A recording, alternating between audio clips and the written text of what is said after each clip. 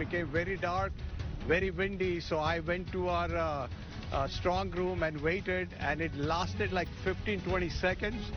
Now at 11, Seminole County has started picking up the pieces after an EF2 tornado touched down. The roof got stripped. There's a lot of water in the insulation in the attic. WESH 2 got a look at the damage from the air and on the ground. Our first warning weather team was on the air for hours this morning, keeping you and your family safe. Most likely tornado debris over I-4 working over to Lake Mary. Lake Mary in your safe place now. And our team coverage continues tonight. This home nearly completely collapsed, and just down the road, homes covered in tarps. I'm Haley Krubble. I'll give you a live look at the damage now at 11. WESH 2 News starts right now. It was a tornado so strong, so terrifying, people say they prefer dealing with a hurricane. Tonight, hundreds of people are still without power in Seminole County. And some who suffered damage to their homes have had to find other places to spend the night. WESH 2 has team coverage with Chief Meteorologist Tony Minolfi on the path of the storm in just a moment. But first, WESH 2's Haley Krumble is live in Longwood with the worst of the damage. Haley. So this home here off of Markham Woods Road, it is nearly completely flattened. You can see just one portion where that front porch is still standing. And when you go through this neighborhood, you see homes covered in tarps, trees on the ground, and it is just filled with people who were terrified this morning. But miraculously, no one hurt. This security camera captured the moment an EF2 tornado tore through this Longwood neighborhood. Unlike anything, like a freight train. And the whole house shook. It's just shattering glass. In this man's home, leaves and debris covered the floor after multiple windows blew out. His back porch covered in glass and what remains of his smashed patio doors. Tree limbs and pieces of other homes are scattered around too. I cannot exaggerate. I mean, like, everything happened so fast. He says by the time he and his wife realized what was happening, it was too late to get very far. There was no time, so we just, duck right on the living room area, on the corridor. The front door blew in, bringing in debris and items from their front yard. The flower pot, they just came from the door and hit my back. I mean, like, literally, I felt everything. I was just saying, like, try to protect my wife. That's all I did. He says all but one room in his house was damaged, but it could have been worse. Down the block, a home almost completely leveled by the sheer force of the tornado. No trees fell on top of it. People here spent Monday clearing out what they could. There's no telling how long repairing or rebuilding some of these homes could take. So I don't know if they're going to tear down the house or if they are going to try to fix it. So I don't know how long it's going to take to put it back to normal. And some folks without power tonight, some people still trying to clear out debris. They were weighing whether to stay or go. Now, we have seen law enforcement doing loops in this neighborhood. And, of course, the Red Cross was out here trying to help families as they navigate what's next. Covering Seminole County live in Longwood, Haley Krubble, WESH 2 News. And WESH 2 not only on the ground, but also in the sky. Chopper 2 flew over Seminole County, giving a bird's eye view of all the damage and just real context for how strong that tornado actually was. And this is near where Haley is tonight. Meanwhile, the Sweetwater Oaks community near Fox Valley Drive in Wekiva Springs also saw some damage. Take a look. Two massive trees fell on Fox Valley Drive, narrowly missing cars parked on the street and falling in the opposite direction of homes. Joseph Hill owns the property with the large trees that fell. I was watching it out the window as this one was falling, and I was even more thankful that it didn't hit the neighbors' cars. The wind was going in all directions. The trees were going everywhere. And it's increasingly been a story of neighbors helping neighbors. Some even seen climbing onto the roofs of homes to take pictures of the damage to help out. But it wasn't just picture taking. Some people also brought out their chainsaws and got to work helping clear debris. Lake Mary was not spared by this storm. Driving around this area, our crews saw a lot of damage. This is on Skyline Drive outside of a building that houses several businesses. We saw trees that fell on cars in this parking lot, air conditioning units that blow off the roof.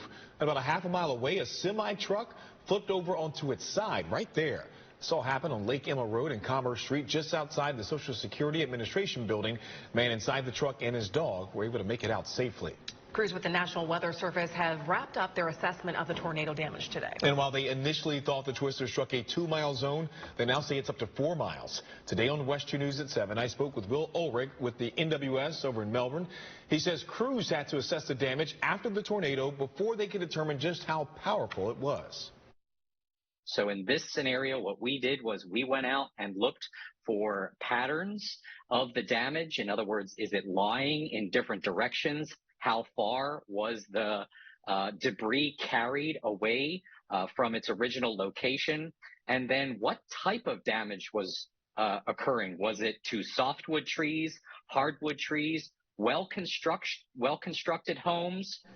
Ulrich says the final report will be issued sometime in the morning. And that tornado was on the ground for about 6 minutes this morning. First Warning Chief Meteorologist Tony Manolfi tracked the path of this twister. Tony, show us exactly where it hit. Yeah, so you take a look at the southeast side there where Kyber Springs, guys, and then it kind of crossed right over I-4, then lifted back up. So that's about a 4-mile path, as Stu was alluding to, but it was also 300 yards wide, 3 football fields wide. And when Marquise took the drone up today, you saw that debris field from the drone. You also saw it with Eric when he was up in the helicopter. And I tell you what, at the peak right there, 120-mile-an-hour winds, EF2 for a brief period of time, thankfully, not through all of those subdivisions. Most of the tornadoes, by the way, here in Central Florida don't reach that intensity.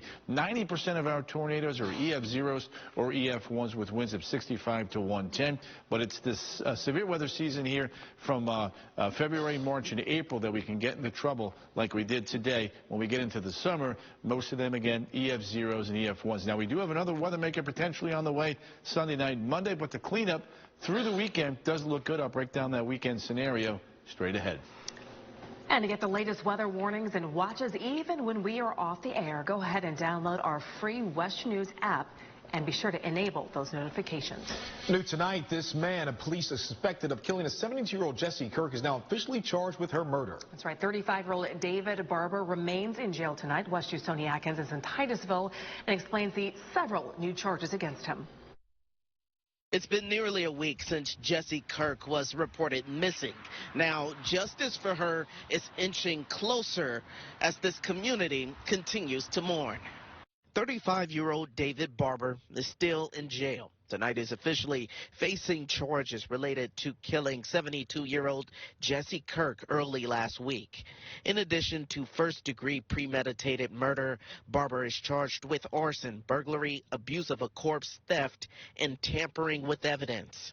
Police say Kirk is the aunt of one of Barber's ex-girlfriends. That relationship did not end well, with him allegedly going through her trash and even trying to break into one of their old apartments in December. She filed a restraining order. It's your classic kind of fatal attraction, if you will. Mr. Barber, in his, mentally unstable state, happened to go to Miss Kirk's residence thinking that my client might show up there for some reason. Police say Barber killed Jessie, dumping her body just south of Hallover Canal. He allegedly took her SUV and set it on fire near State Roads 520 and 50. Jessie is a well-known philanthropist and a champion of the Space Coast, serving the community through organizations like the Jess Parrish Medical Foundation and the Children's Advocacy Center of Brevard, both posting tributes for Jessie online. And this Friday at 7 p.m., there will be a vigil to remember Kirk at Sandpoint Park. I'm covering Titusville in Brevard County. Tony Atkins, WESH 2 News. Titusville police are still investigating this case, so anyone with information is encouraged to call Crime Line immediately. New at 11, Florida Highway Patrol is now investigating a potentially dangerous incident on I-4. A woman says a driver in a black Nissan Rogue flashed a gun at her. She told FHP she heard a loud noise, but she's not sure whether it was a gunshot. This is a live look where it happened at I-4 eastbound near Howland Boulevard in Volusia County. Fortunately, no one was hurt, and the woman's car showed no signs of being struck by gunfire. Tomorrow, the case of a man accused of killing his estranged wife will be back in court. Gory Hill is charged with killing Shakira Rucker in 2023. Investigators found Rucker's body in an Apopka storage facility days after the crime. Tomorrow's hearing is set for 9 a.m. Tomorrow in Titusville, protesters plan to rally outside of City Hall. They say they want justice after police shot and killed 25-year-old Tremaria Charles last month. This video is from a vigil for Charles 3 weeks ago. Tomorrow's protest begins at 6 p.m. There will be 3 more similar protests later on this month. The police chief says Charles rushed towards officers before picking up a gun. The Florida Department of Law Enforcement is investigating the incident. A Volusia County school employee is one of 16 people accused in an operation targeting predators. Jeffrey Summers faces charges for soliciting and obscene communication with a minor and traveling to meet a child. Summers is a paraprofessional at Horizon Elementary School. The school district says he has now been placed on leave and has no contact with students. The district will determine whether he can return to campus. More than a month after a deadly shooting in Orange County, deputies say they have now arrested a suspect. A teenager who we are not naming because of their age was taken into custody on February 9th. They face a second-degree murder charge for the shooting death of Quelson Pierre back on February 8th. This happened at the Landon Point Apartments just south of Holden Avenue, east of John Young Parkway. A driver is dead after a crash on I-95 in Flagler County. Florida Highway Patrol says just after 4 this afternoon, a truck traveling southbound veered off the road and hit a tree. The vehicle then caught fire. This is video of the emergency response earlier today. No word on what caused the crash. DNA testing led to a breakthrough in a decades-old death investigation. Lake County investigators finally identified a body found in the woods back in the 80s, but there's still another mystery to solve. And after a lot of pushback from people in Soto, the city of Orlando has scrapped plans for a new homeless shelter. How supporters and opponents of the shelter are pivoting to find other solutions to this growing problem. Plus, the new technology that police say will help them keep a close eye on spring breakers down in South Florida. All eyes will be on the stock market tomorrow morning after the Dow plunged today. It was down 890 points by the closing bell. At one point, the Dow was down more than 1,000 points. This was the worst day of the year for the Dow and the S&P 500. President Donald Trump has dismissed fears of recession, saying the U.S. is in a period of transition. Orlando City officials have scrapped a controversial plan that would have opened a homeless shelter in the Soto neighborhood. That's right. WESH News' Michelle Imbretta joins us live in studio right now with what all went into this decision. Michelle. Well, Summer, Orlando Mayor Buddy Dyer says the project just isn't feasible. The plan was to convert an old Orange County work release center into a homeless shelter, but it's got a lot of pushback from neighbors in Soto. At a community meeting last month, they were concerned that opening a shelter would increase crime in the area. District 4 Commissioner Patty Sheehan is a supporter of the building of the shelter in Soto. She says that she is disappointed with the city's decision to not move forward because of the vocal opposition. It's gotten to the point where it's just untenable, and they asked about the process, and they said, we're just going to sue you through the whole process. And I'm like, this is going to take forever. We're never going to get this shelter built anyway. So I'm very frustrated with the lack of support. Mayor Buddy Dyer issued a statement saying that while a shelter at the Soto location will not happen, the city is still looking for other ways to help the unhoused. He says the city will work with regional partners and businesses to find solutions, and that includes supporting homeless service providers and increasing the availability of affordable housing. Now, the group Stop Soto Shelter also issued a statement thanking over 1,500 people who shared their concerns about the proposed shelter. The group still plans to hold a meeting this Wednesday to discuss other ways to help the unhoused while keeping their community safe. Summer, back to you. All right, Michelle, thank you. New at 11, the identity of a woman found dead in Claremont back in 1988 remained a mystery until now. Lake County deputies say DNA testing helped them identify Pamela Lee Walton of Kentucky. Now, Walton's body was actually found in the woods off the side of County Road 474 36 years ago. Investigators say when her body was discovered, she had been dead for 2 to 4 weeks. The sheriff's office is still working to find out how Walton died. The city of Kissimmee has announced its next police chief. Charles Chuck Broadway will assume his new role by April 1st. Broadway most recently served as Claremont's police chief. He's been with that department since 2012. In a statement, Broadway says his focus will be on supporting officers, enhancing community trust, and providing the highest level of service to people in Kissimmee. In Brevard County, truck drivers keep hitting an overpass in Melbourne. The Florida Department of Transportation says the US 1 bridge over Crane Creek has been hit 6 times just this year. 5 of those instances involved box trucks. New signs in the area let drivers know the height of the bridge. More signs up and just make sure that trucks, over 12 foot don't come this way. That's about all you can do. Because I'm staring down the bridge. The city of Melbourne's engineer says they have authorized changes to signage and they are working with FDOT on a long-term solution. A Falcon 9 rocket is scheduled to take off from Cape Canaveral Space Force Station tonight. There is a little delay from its original liftoff time. It's now set to go off at 12:14 a.m. The rocket will carry 21 Starlink satellites into orbit. Tony's here now. You got the 7-day, but how are we looking for that launch? Yeah, it's a little windy out there. Yeah. But overnight, though, we're waking up to 52 here in town. Okay. So it's a little windy. We'll have to watch that. Could be pushed back a little bit more. And then we've got the next launch there later on in the week for the crew mission there. That also looks pretty good. If you like the warmer weather, check that out. We're going from 75 to 80, and then from 80 to 83 by Friday, and then the middle 80s as we head into the weekend, and then late Sunday on into the evening and Monday morning. We'll have to keep an eye on another weather system that could head our way with some rain and even potentially some thunderstorms. Live look in now. The venue 520. You can see up towards Lake Monroe. Look at those white caps at night. We've got those gusty winds. The temperatures up there, upper 50s to around 60. It is 57 in Ocala and 56 degrees right now up there in Palm Coast. Our storm system from earlier today is now pushing it through the mid-Atlantic.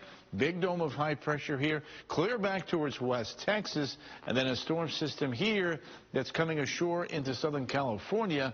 That will take the southern track and head our way towards the end of the week. It's a slow mover, by the way. You can see a little disturbance now going by just to our north and our east. You can see the clouds with it coming on through, and it's still maintaining some gusty winds tonight, 15 to 25, even 30 to 35 along the coast. And because of that, it's very rare to see wind advisories through midnight, but that's indeed what we have tonight, as gusts could be as high as 35 miles an hour. A little feature goes by to our north and our east. We get the west-northwest winds tonight, and things will continue to cool down, such that by daybreak tomorrow morning here up in Marion County, we're running in the mid to the upper 40s. Remember, normal low is about 55. Ashtabula 50, Claremont 50, downtown Orlando up towards Sanford with the concrete and all the buildings there.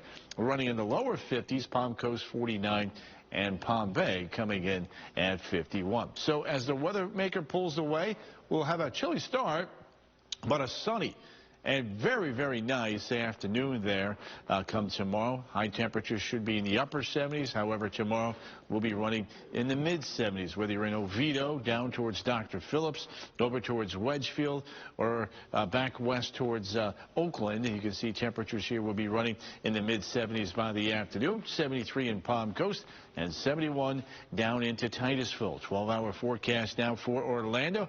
We're looking good.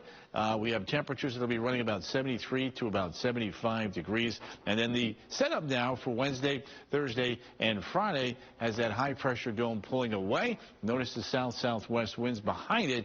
We'll see our temperatures continue to climb right through the upcoming weekend. In fact, let's take a look at that crew launch now mission here for Wednesday. The only concern we see as of right now is the ascent corridor. Some moderate wind shear there. We'll continue to monitor that. And as we head into the weekend, here comes our next weather maker. As that drops south, we'll see the showers and storms on the increase come Sunday night. But the weekend does look good. It'll be warm. The feature that I want you to keep checking back in on is this Sunday night and Monday time frame. Way too early to say definitively if any of those showers could bring severe storms. I just want you to keep checking back in. So 87 down to 79 as the rain moves in Sunday night on into Monday. All right, Tony, thank you.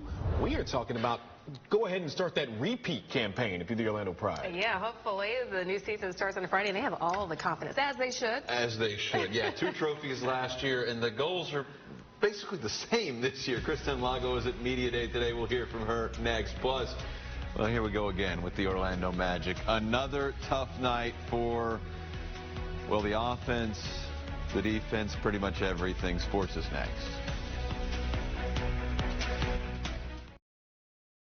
Now, WESH 2 Sports, sponsored by Mullinax Ford. Well, a little more of the same. Hello, everybody. I'm Darren Stoltzfus. After the Magic went 1-6 in their last homestand, they opened up a 5-game road swing with a win in Miami. That meant tonight they were trying to win back-to-back games for just the second time since Christmas.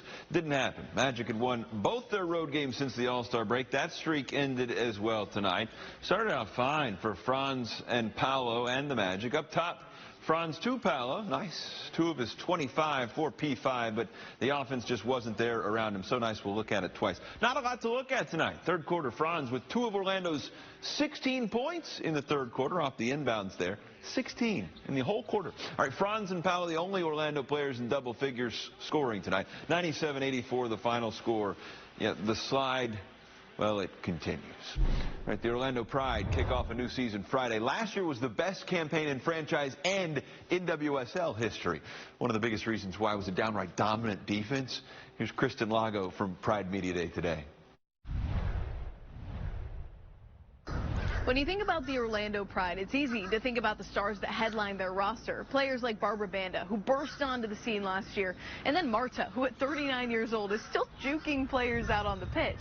However, if you dig a little deeper into what made this group so successful back in 2024, it actually has a lot to do with their defense, anchored by one of the NWSL's rising stars in Emily Sams. We call her Donnie from Wild Thornberries because that's just like who she is. She's just a wild child on the field in the best way possible. She brings so much energy, so much bravery, and, you know, even though she's younger than me, I look up to her so much. I'm just really fun. Like, she has a side to her that's kind of crazy. Yeah, it's just a pleasure to play with and to see the things that she achieved last year. Very cool accolades for myself, but yeah, just with the investment of Seb and all the coaching staff, I mean, they believed in me since I got drafted, which has been so important for my confidence and just made me want to improve so much more. And even with all she accomplished in 2024, Sams told me she is far from done. Not only does she want to run it back with the Orlando Pride, but she also has her sights set on another Olympic gold in 2028.